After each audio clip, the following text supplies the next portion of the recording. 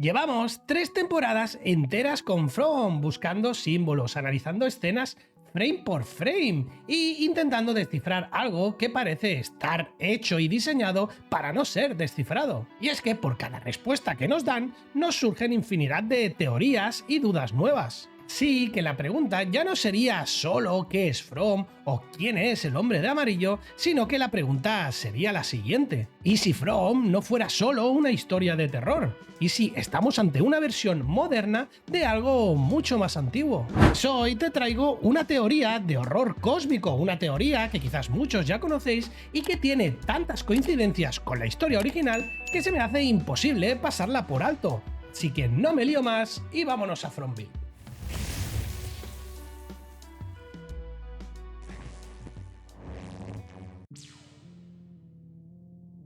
En 1895 se publicaba un libro muy extraño. No era especialmente largo ni explicaba demasiado, y tampoco describía grandes batallas ni criaturas gigantescas. Y sin embargo, dentro de sus propias historias, quienes lo leían acababan perdiendo totalmente la cordura. La obra hablaba de una ciudad que no aparecía en ningún mapa, de un rey y de una entidad que vestía de amarillo, y de una verdad tan profunda que al comprenderla la mente simplemente se quebraba. Decían que el segundo acto era imposible de soportar, que después de leerlo empezabas a ver símbolos y a ver patrones, conexiones que antes no estaban ahí. Y ahora piensa en esto, más de 100 años después no estamos leyendo un libro, pero estamos viendo una serie. Y llevamos temporadas enteras haciendo exactamente lo mismo. Y es que en los relatos originales de King in Yellow de Robert Chambers, el Rey de Amarillo no funciona como un villano tradicional. No entra en escena destruyendo ciudades ni arrasando mundos. En muchas interpretaciones posteriores se le describe como una entidad contenida, separada y casi prisionera, algo que busca liberarse o encontrar un puente hacia nuestro mundo o nuestra realidad. Incluso existen interpretaciones donde hablan de sectas que lo adoraban y realizaban sacrificios humanos. En algunos casos eran niños y lo hacían para atraerlo o para facilitar su llegada. Algo que curiosamente encaja con todo lo que ya sabemos sobre el origen de From y de ese pacto inicial que lo desencadena todo. Pero lo verdaderamente importante no sería dónde está, sino cómo actúa este ser. Y es que su poder es indirecto. En los relatos de Chambers se manifiesta a través de una obra de teatro prohibida. Sería una historia dentro de la misma historia, y quien la lee empezaría a sentir inquietud, después fascinación, después pasaría por la obsesión y finalmente acabaría en ruptura, y no en un ataque físico, sino en un deterioro mental progresivo. Una locura lenta y una pérdida gradual de todo sentido de la realidad y de la propia identidad. La ciudad vinculada a este ser se llamaría Carcosa, y tampoco sería un lugar normal. No pertenece del todo a nuestro mundo y seguramente ni a nuestra propia dimensión.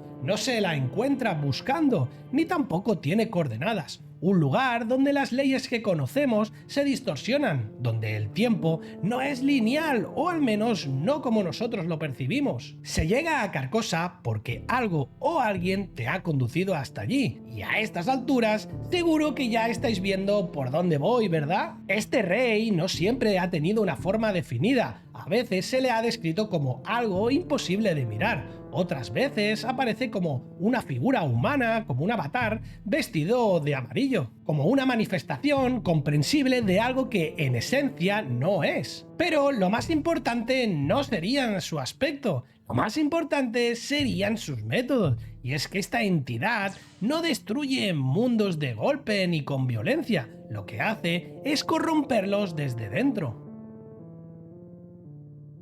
El terror en From no empieza con las criaturas nocturnas, empieza con la incertidumbre, con la imposibilidad de salir y con la sensación constante de que el lugar te está observando y aprendiendo de ello. From sabemos que no ataca a todos por igual, From se adapta a cada persona. Por ejemplo, con Boyd sabe que no es un hombre que vaya a romperse por un miedo físico. Él es disciplinado, es militar y está acostumbrado a la presión. Un ataque directo contra él solo reforzaría su determinación, y eso el sistema lo sabe.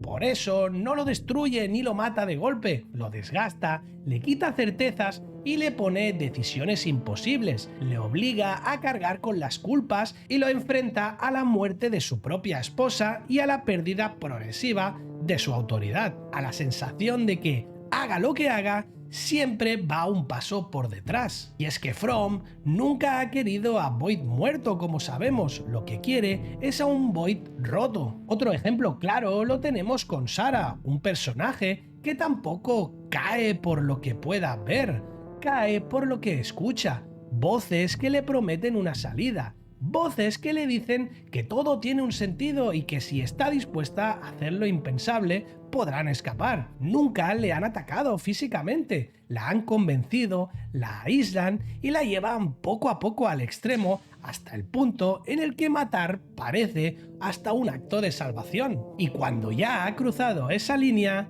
ella ya está rota. Y con Jade tenemos una estrategia totalmente distinta. Y es que con él no es cuestión de fe, no es cuestión de culpa, es una obsesión intelectual. El lugar no lo amenaza, lo reta y lo seduce. Le muestra símbolos, patrones que se repiten y fragmentos de algo que parece tener lógica. Como si algo estuviera intentando comunicarse con él. O peor aún, como si algo lo estuviera utilizando como intérprete. From no es un entorno estático. Es un mecanismo que estudia a cada persona y encuentra la grieta exacta por la que poder entrar. No necesita matarlos a todos, necesita fracturarlos. Porque en From el verdadero enemigo no siempre camina por la noche. El verdadero enemigo es el desgaste, la erosión lenta y constante de la propia mente. Exactamente igual que en aquellos relatos del siglo XIX, donde el horror no era lo que veías, sino lo que empezabas a comprender.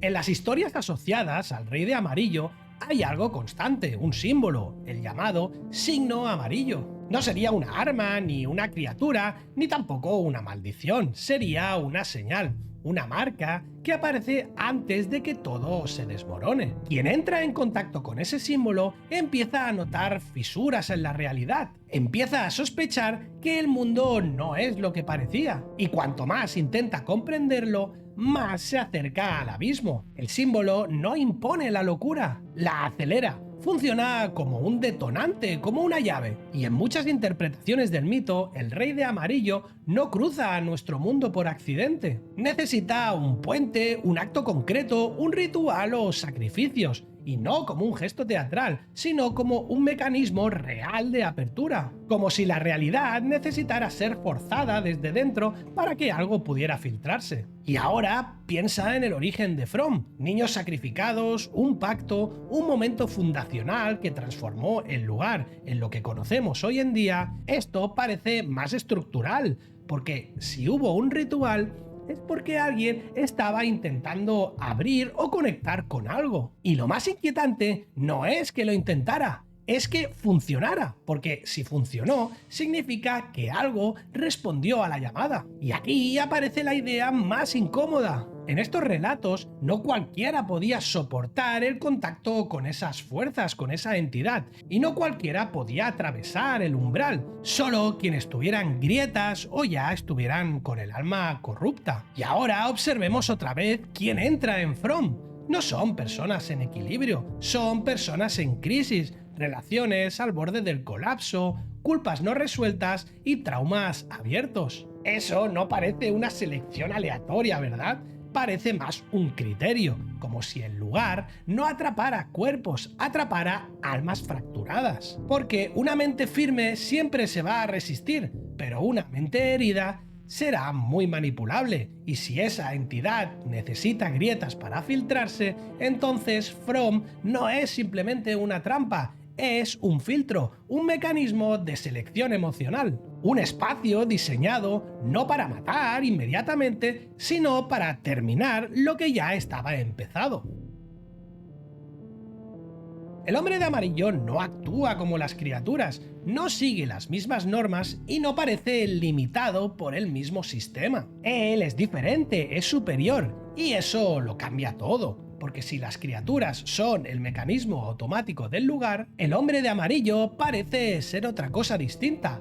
Él no actúa por instinto como un depredador, sino con una intención clara. Actúa como alguien que observa y después decide. Y aquí es donde la teoría se vuelve más potente. Y es que en los relatos antiguos, el rey de amarillo rara vez intervenía directamente. Permite que el deterioro avance, que la mente se fracture sola.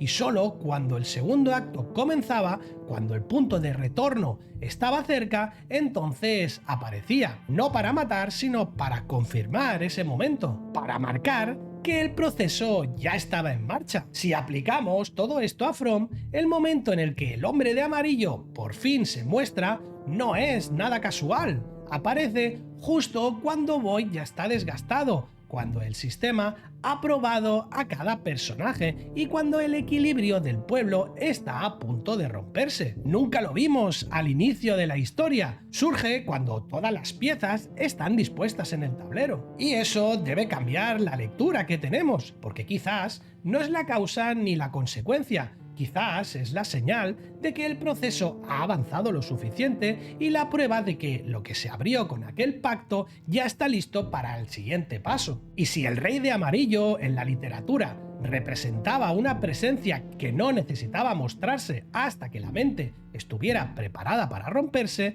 entonces su aparición en From podría significar algo mucho más grave. No que el horror empieza, sino que el segundo acto ha empezado. Y cuando el rey entra en escena en estas historias, no es para asustar, es porque ya no le hace falta ocultarse. Y hay algo que, ahora que lo pienso, me parece especialmente perturbador, y es lo siguiente. Quizá el efecto del rey de amarillo nunca estuvo solo en el papel y no fue solo literatura. Quizá siempre necesitó espectadores, mentes curiosas y personas dispuestas a buscar símbolos, a conectar teorías y a obsesionarse. ¿Y acaso nosotros no llevamos 3 temporadas haciendo exactamente eso? Y si eso es así, el rey de amarillo nunca necesitó volver, porque tal vez nunca nos dejó. Y quizá tú y yo ahora mismo ya estamos en su segundo acto.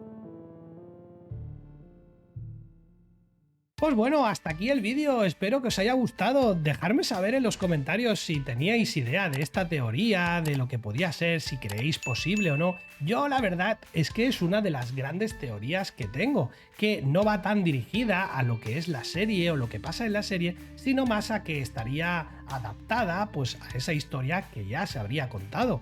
Así que bueno, espero que os haya gustado, que no haya sido mucha chapa. Y nada más, si es así, dejadle un like que ya sabéis que ayuda un montón. Recordad que yo soy Burri y nos vemos en el próximo vídeo. Chao, chao.